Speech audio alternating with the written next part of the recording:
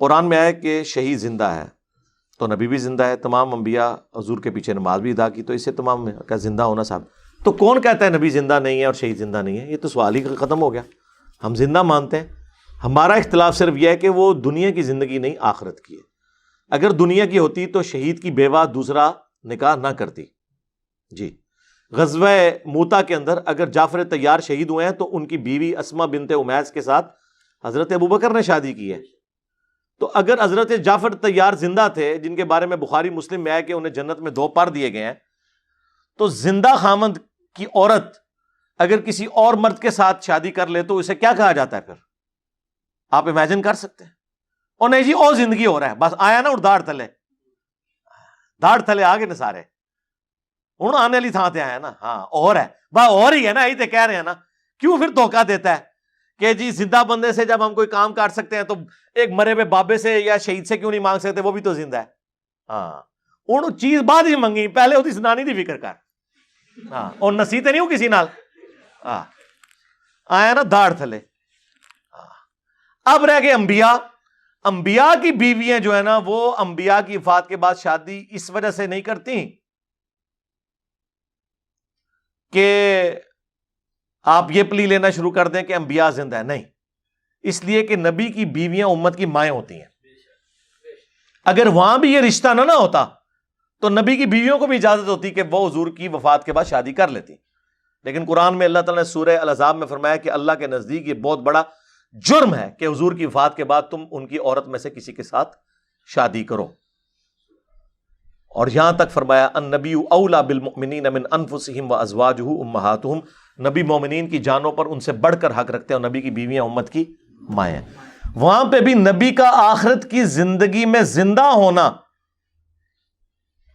یہ دلیل نہیں ہے کہ نبی کی بیوی جو ہے وہ ان کی وفات کے بعد شادی نہیں کرے گی، بلکہ ان کا امت کا ماں ہونا ہے.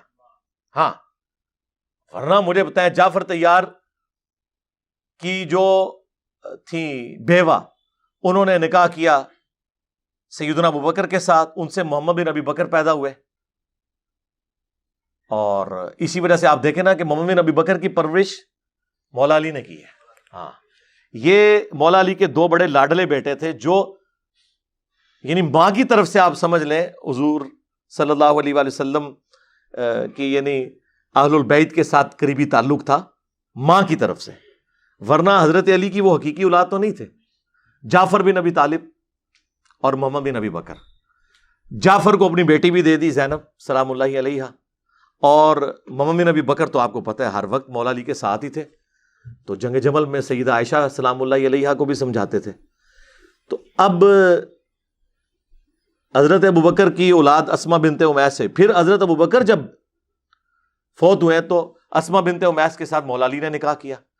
تو اگر شہید زندہ ہونے کا مطلب یہ لیا جائے کہ وہ فزیکلی زندہ ہے، تو جعفر طیار کی بیوی اسما بنت امیس ان کی شہادت کے بعد یہ کے بعد دیگرے مختلف خامدوں کے عقد میں نہ جاتے ہیں. یہ آخرت کی زندگی ہے، اور قرآن نے واضح حکم فرما دیا وَلَٰكِن لَا تَشْعُرُونَ، تمہیں شعور نہیں ہے اس زندگی کا. جب اس زندگی کا شعور ہی نہیں ہے، پھر اس زندگی کو اس طریقے سے پریزنٹ کرنا جس طرح ہم زندہ ہیں، یہ بالکل زیادتی والی بات ہے. یہی ہمارا اختلاف ہو جاتا ہے. پڑھتے تو قرآن سے شہید زندہ ہے، جب یہ قرآن سے پڑھ رہے ہو تو آگے یہ بھی پڑھو نا وَلَٰكِن لَا تَشْعُرُونَ، تمہیں شعور نہیں ہے.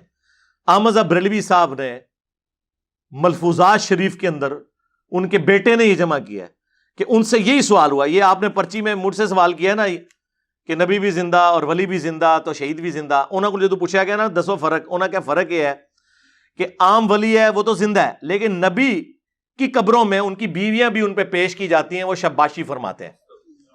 اس سوال کے جواب میں اعلیٰ حضرت کے یہ پھول جھڑے ہیں، اور دلیل انہوں نے دی کہ ہمارے جو بزرگ تھے عبد الباقی زرقانی وہ فرماتے ہیں، قرآن و سنت نہیں فرماتے. ہاں